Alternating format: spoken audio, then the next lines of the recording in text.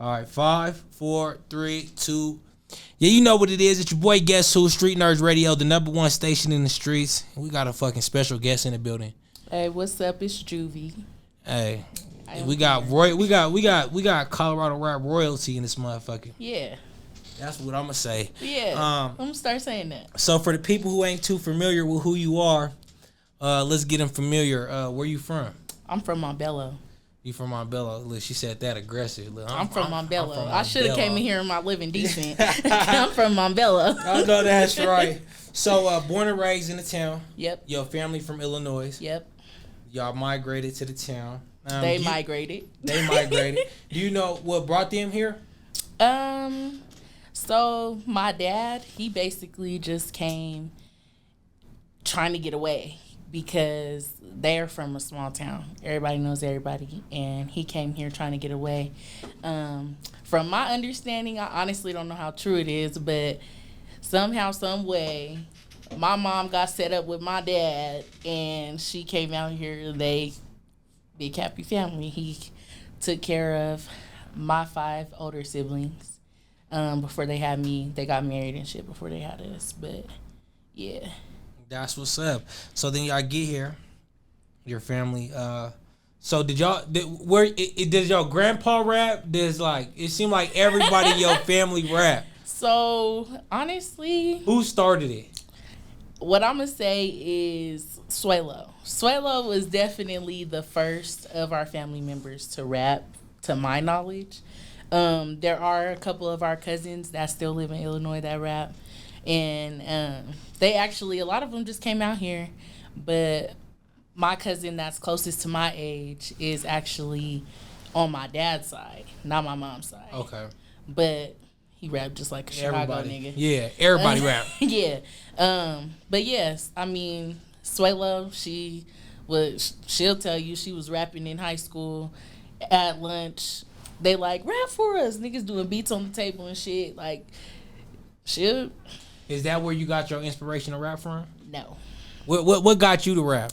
So, okay, I'm not going to not give her credit, because I'm going to give her credit. Right. But I'm not going to credit it all to her. So I want to say I was probably like 7 or 8. And she was like, I'm going to write y'all a rap, because I got a twin brother. So she tells us, like, I'm going to write y'all a rap. She wrote us this rap. And we learned this rap, and we did it at everywhere we went. We did this fucking rap. But it was just, we were like 7. Like, niggas weren't writing rhymes. Niggas wasn't trying to rap like, oh, this is cool. But niggas wasn't shooting videos like that or nothing like that when we was doing that shit. Yeah. So it wasn't like, oh, I want to be a rapper. Like, up until I was probably like 17, I thought I wanted to get a PhD or some shit. Like, in what? In psychology. Oh, you wanted to study people. Yeah. Okay. I wanted to be a pediatric psychologist. Oh, for kids. But she, I guess she planted that seed. I'll say she planted that seed. She was the first rapper. She planted that seed. And then later on in high school, I went to a charter school. So I was just in all types of shit because I was just trying to figure out who the fuck I was. I'm still trying to figure out who the fuck I am. But I was trying to figure out who the fuck I was, who I wanted to be, what did I want to do. And so I did poetry. I was a poet, and I was damn good. Like, you did slams and all that shit? Yeah. Okay. Like, I was good. And, like, these poets that would do, like, big shit would come to our school and, like, do these classes and, like, invite us to go to shit and all types of shit. But I did poetry. And writing has always been, like, an outlet. Mm-hmm. So, basically, I decided, let me metaphorically speak about my pain. Right. And so I did. And I'm reading it. And I'm like, this sounds like a song. So I was probably like 16 or 17. When you wrote your first song? Yeah. It, like, now that I look back, it was terrible. Do you remember it? Ooh. No, I don't remember. I could probably find it in my notes, but I wouldn't even say I was 16. I think I was 17, finna turn 18, because I was a junior. Yeah, I was 17. But it was fucking god awful. But, like, I was so scared to tell people that I rapped that nobody fucking knew. Being from a family that raps, do you feel like you had a lot of pressure on you, knowing that your brother was really getting busy out here? No. So this is one thing, and like now it's coming to light more. But when I first decided I'm gonna take music serious, when I would meet people, I would not tell people that I was AP's little sister. Is it because you didn't want people to automatically open the door for you just because of that? You wanted to earn it? That, and also we don't rap like each other. You feel me? So the one thing that I didn't want was comparison. Don't compare me to him. We didn't walk the same walk in life. You feel me? Like, to tell the truth, they had it way harder than me and my brother did. Their AP's 12 years older than me. So these niggas had it way tougher than us. And then you know how it is with the younger kids. Like, parents start being more lenient and shit. Like, I wasn't getting my ass beat or nothing. I was just running amok. Like, fuck it, nigga, I'm outside. Like, what? And do some shit, and then they're, like, all mad and shit. Like, damn. Like, we would've got our ass beat for that. And it's like, well, I ain't y'all. Yeah. Not y'all. But, yeah, I didn't want to be compared to him. I still don't want to be compared to him. Just because it's like, number one, we don't rap like each other. And I'm a fucking girl. Right. Like, that's it. I already got it tough enough. Don't compare me to one of the niggas that everybody feels, because people are going to disagree, but everybody feels like he's the best nigga or one of the best artists in the city. So it's like, don't compare me to that. Like, I'm a rookie. Right. I am a rookie. How do you feel about that list? You being on the rookie list? The rookie list. Honestly, I ain't gonna lie. I was shocked. And I'm gonna tell you why I was shocked. Why? I was shocked because I ain't been working. I've been working. The music is being made, for sure. But as far as dropping, and I'll say I've been very present in the music community. Right. In, like, the fashion community and shit. But as far as just, like, dropping music, I don't drop music like that. So why would you think he would put you on that list? Honestly, I think, and I guess I would have to ask him that question personally, but I think it's just because motherfuckers are talking about me now. And that's just, I'm getting booked. Like, regardless, nigga, one song out, nigga, I'm getting booked. I have music, so there's music to perform, but I'm getting booked. And motherfuckers are seeing that I'm getting booked. So I think that was what, made motherfuckers pay attention, like, oh shit, like, she's tight. Or even if I go to the studio and post a snippet on Instagram or something, never dropped a song, motherfuckers is like, oh, that nigga's hard. How did you joining Bird Gang come about? So, everybody know Hav. That is my best friend. And this is crazy. So our families have been intertwined for years. Like, since I was little, they've been intertwined. Like, we've been family, basically. Right. But I've never met her. This is Tana's little sister. I'd never met her. Never been in the same room with her. But I've been around her family, been around her mom, been around her. I've been around, but we've just never crossed paths. And so, yeah, at like the end of 2019, was it? Yeah, the end of 2019, we linked up. Thought I was getting a jail call. Hey, I know that's right. Free the homie out the slammer, okay? Free the homies. Fuck that. Anyway, so at the end of 2019, I wrote No Pressure. And this was like, I wanted it to be good. Mm-hmm. And we had met each other at that point. Like, we had already kicked it a couple times. And so I'm like, this is the perfect person to put on this song. We wasn't friends like that yet, though. Like, we hadn't been kicking it. So I hit her up, and this is crazy. I hit her up. I'm like, hey, can you write a verse in a day? Because I had a session the next day. Mm-hmm. So I'm like, can you write a verse in a day? She's like, yeah, I can. What's up? So I sent her the video. Like, that shit got a lot of buzz on it. I sent her the video that I did, posted it on Instagram. I sent it to her. I'm like, write a verse of this. Here, I'm sending the beat. So I sent her the beat. So I think I won't even say one day. It was 2 days after that. So 2 days later, we got the session. I asked her, do I need to come get you? She like, yeah, come swoop me. Whatever. We go to the liquor store. We go to the studio. We get in the car. She get in the car. I'm looking at her like, why you got that hospital bracelet on?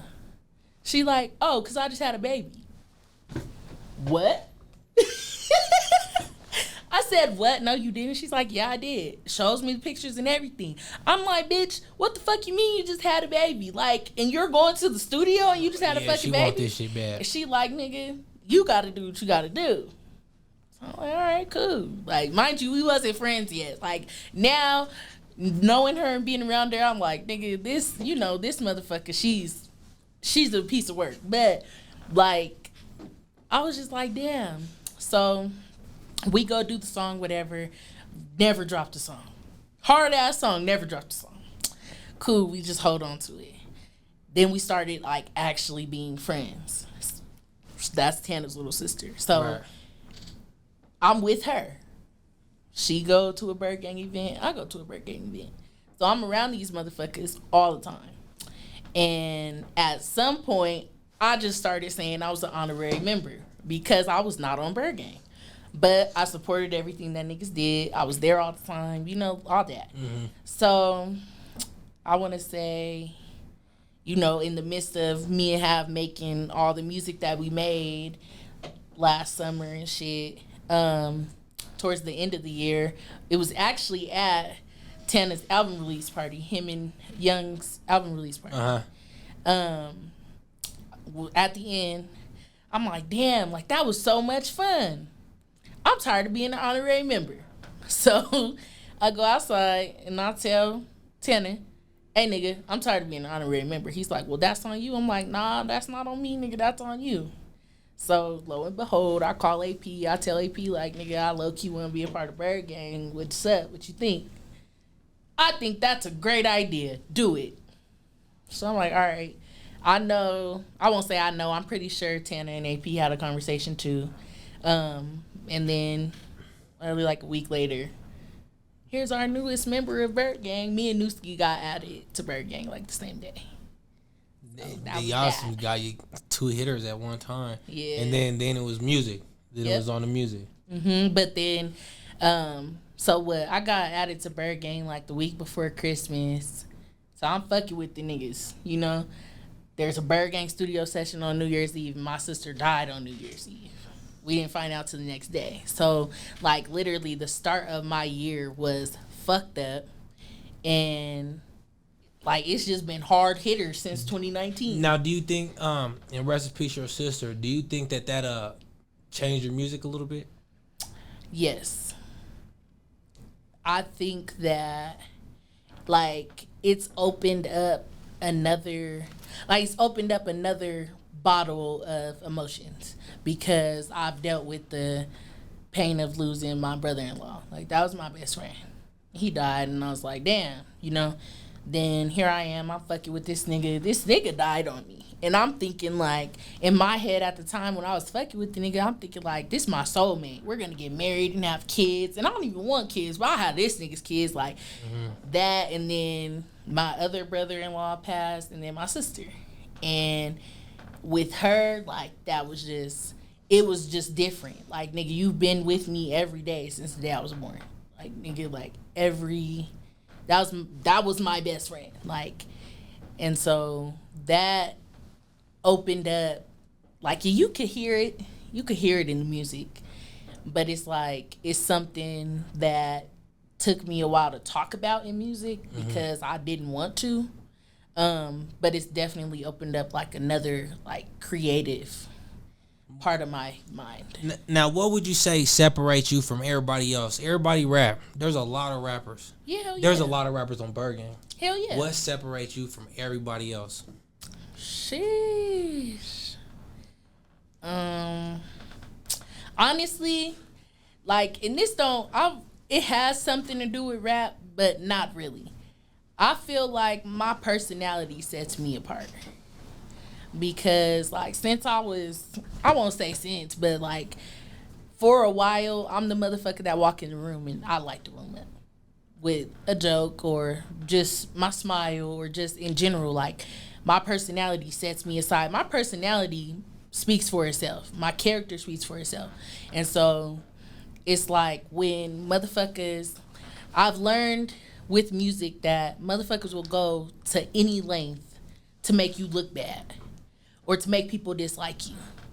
And so it's crazy. Like, I could meet somebody that's been in a room where a conversation about me was had or whatever and be like, damn, like, I didn't expect you to be like this. Like, nigga, like, what? Like, I'm being regular, nigga. Like, but my character alone, it speaks for itself. And so, like, when I hear shit that is going around, like, nigga, because there's always going to be a rumor. Right. Sometimes a rumor is a rumor whether it's true or not. It's a rumor, nigga. And when it gets passed from ear to ear, when niggas playing telephone, nigga, shit's going to get changed. Shit's going to get exaggerated. Shit's just not going to be true at all. Facts. But at the end of that, it's like, nigga, my character speaks for itself. And it speaks very highly of me. Because it's like, I hear some shit and I just be like, damn, like, that's crazy. Somebody really sat and thought, let me say that. But motherfuckers will go to niggas will go to the ends of the world to just, I don't want nobody to like her. I don't want this person to like her. So let me say some fucked up shit.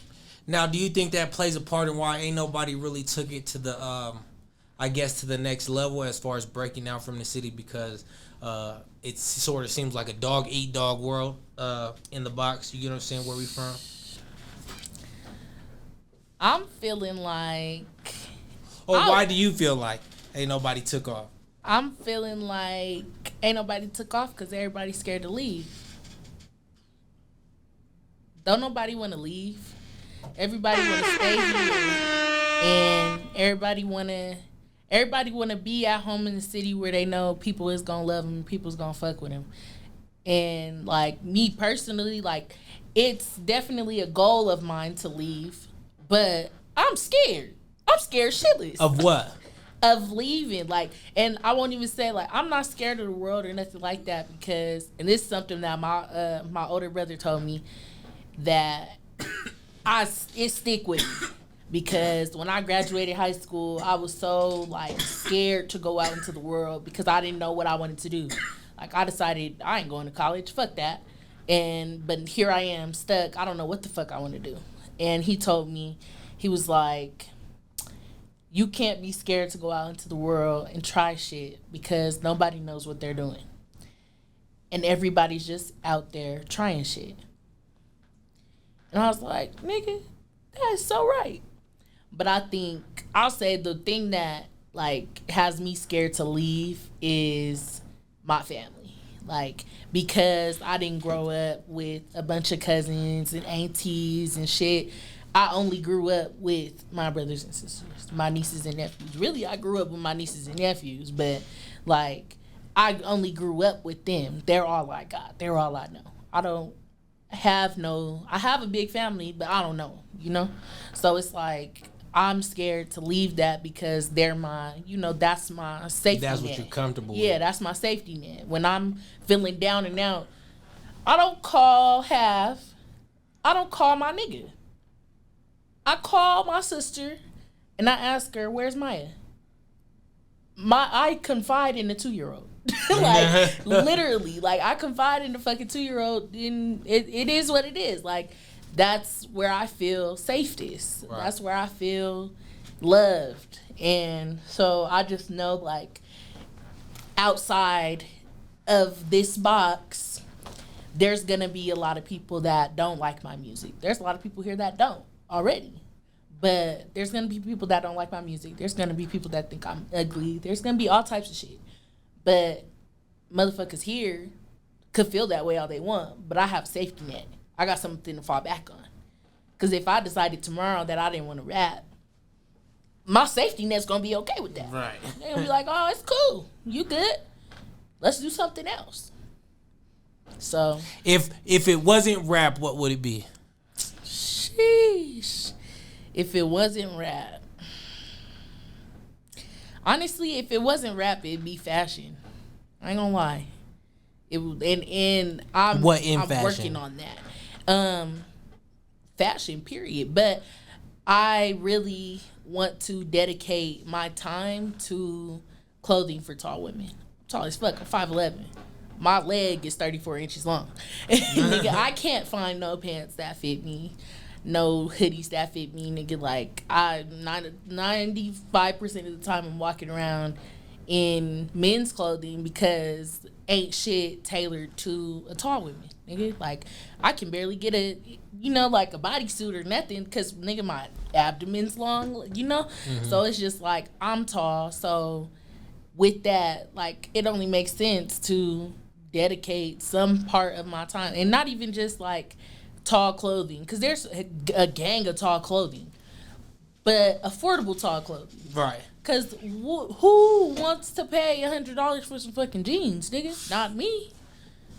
That ain't cool. Yeah.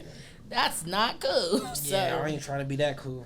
Yeah, and niggas don't. It ain't no designer or nothing. It's just jeans. $100 jeans. $100 pair of jeans. I used to work downtown at a tall shop. It was called Long Tall Sally. It's closed, went out of business, but everything was expensive. But it's like when you make clothes for tall women, you have to change it. Like, yeah, you can add extra length to a pair of pants, but it's not gonna fit in the crotch, right? It's not gonna fit on the butt, right? You have to change everything about it, because a short girl can't come in here and put this shit on and it look right on. So you want to take a line from scratch? You're not trying to just I'm gonna put a design on a t-shirt. You Hell no. Actually, that's what's up. I'm gonna definitely put a design on a t-shirt because everybody else doing that shit. Everybody so it only makes sense. It only makes sense that I do that. But like, yeah, hell yeah, like, actually take my time and like get with some motherfuckers that make clothes and like do that shit. What brands would you say in the city? Top brands in the city. Oh, I ain't gonna lie. Living Decent is like my shit. I don't even have a lot of Living Decent, but I speak so highly of Living Decent because have you seen the sweatsuits? He get busy. They get busy. I don't give a fuck. Nigga, Living Decent get busy. They colorways is crazy. Let me tell you something. This motherfucker, I bought a sweatsuit. I didn't even know what the fuck. Like, I was just like, I like this color. I'm gonna buy it. I bought a yellow sweatsuit. I don't even wear fucking yellow. I don't got yellow shoes or nothing. But I like this sweatsuit. So I'm like, I'll get this sweatsuit. Nigga, I get the sweatsuit home, put it in the closet, put it on one day. I pull the hood. Nigga, the hood is lined with satin. You was like, oh yeah, you crush it. Nigga, I was like, what the fuck? Like, this is some of the most inventive shit ever. Like, and just being a black girl that has been picked on about my hair, and then having so much pressure to make sure that my hair looks right, like, the fact that this hood had satin in it and I put it on my fucking head and my ponytail still looked right with you was like, yeah. Oh, I was like, oh, this nigga is ahead of the fucking game. Like, that shit, Living Decent, I fuck with Living Decent.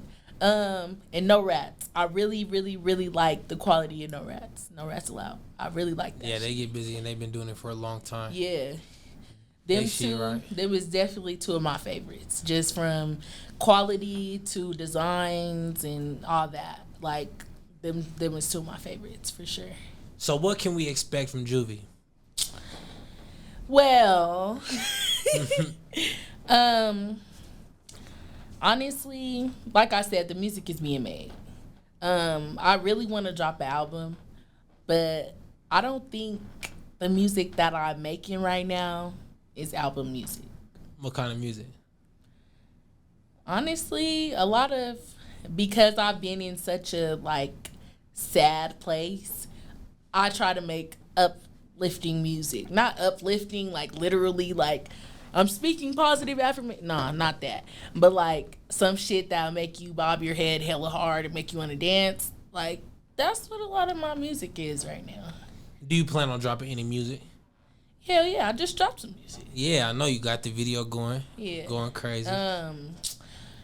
Honestly, when I dropped that, I was supposed to do like a little EP situation, but this kid was fucking with me, so I couldn't. I was just like, you know what, nigga, my head already hurt. I'm just put the one and then deal with it later. So. Oh, but so you got one in the chamber. Yeah. You got one just sitting there, ready for you to pull the trigger. Yeah. I'm probably finna go to the studio after this, but. Turn up. Yeah, I mean. Artists you want to work with in the city? There's a few. She was waiting for this question. There's a few. Brazy. I really want to work with Brazy. Shout out to Brazy. Yeah, shout out to Brazy. It's crazy because that's my dog. Like, nigga, I could be at home crying and I'll call Brazy like, Brazy, I need help. And he's like, what's wrong? Like, that's my nigga. Like, just like strictly homie shit, strictly nigga, that's my nigga. And that's crazy that we've never done no music together. Like, you're really my homie, nigga, and we have not done no music. Man, I feel like Brazy is like one of them artists like that don't like. We waiting on a project from Brazy. We waiting on something from Brazy. Like everybody is in anticipation. I be feeling like, man, that shit's gonna go. Somebody needs to pull the trigger on that for sure.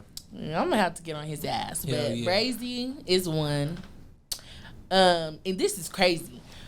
You know Rex. Yeah. I want to work with this nigga so bad. His little brother is my boyfriend.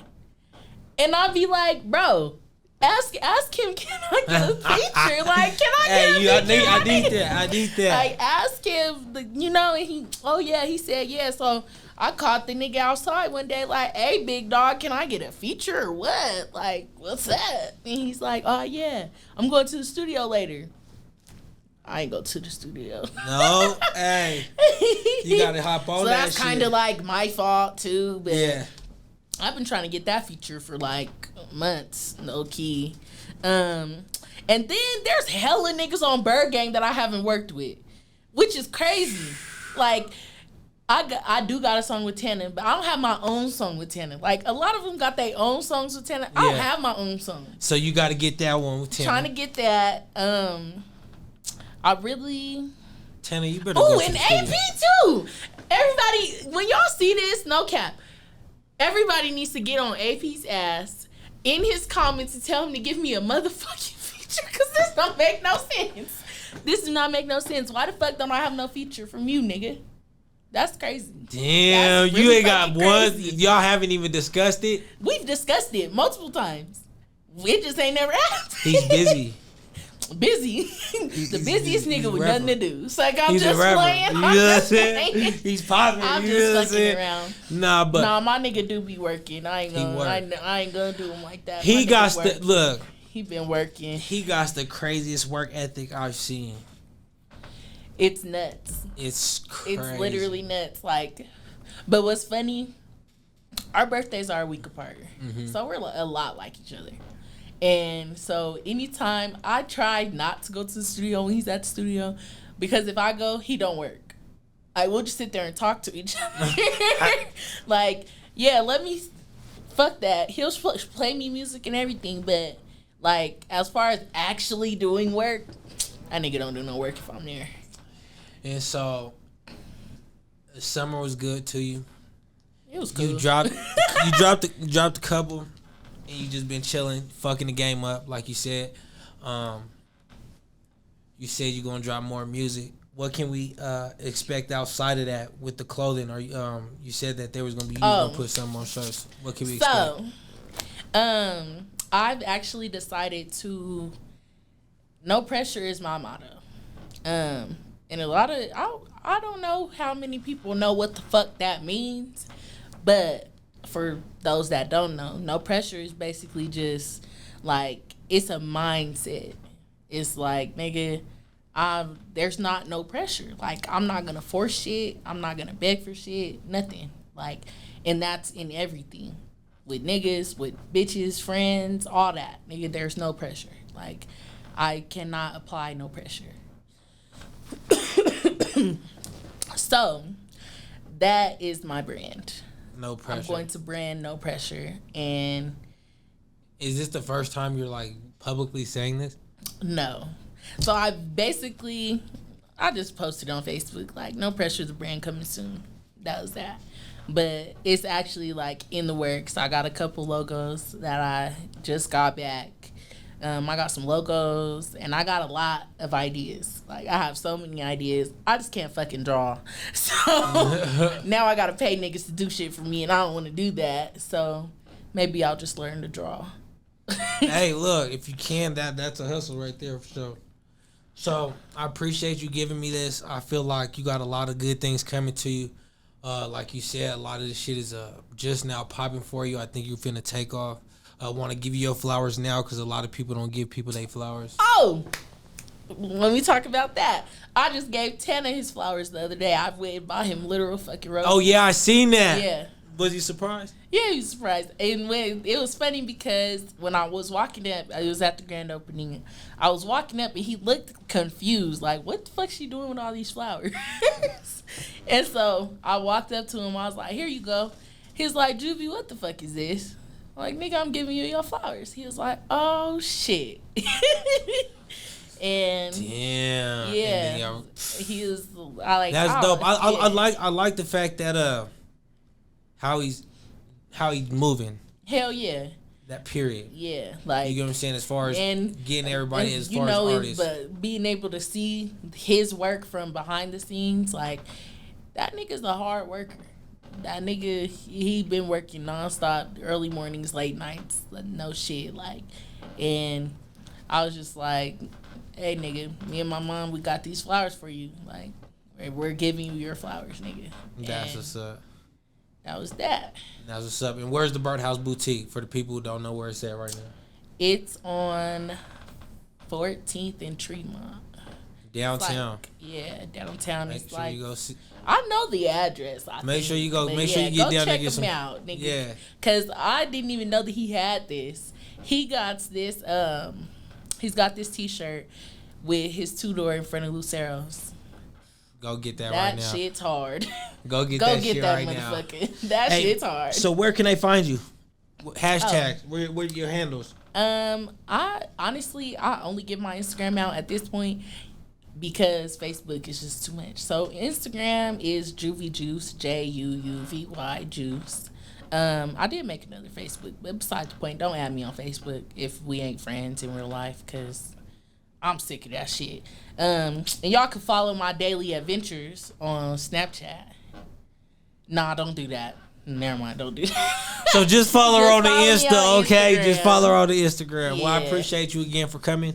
Thank you for having me. Yeah, no question. This is Streetnerdz Radio, the #1 station in the streets, and we out of here.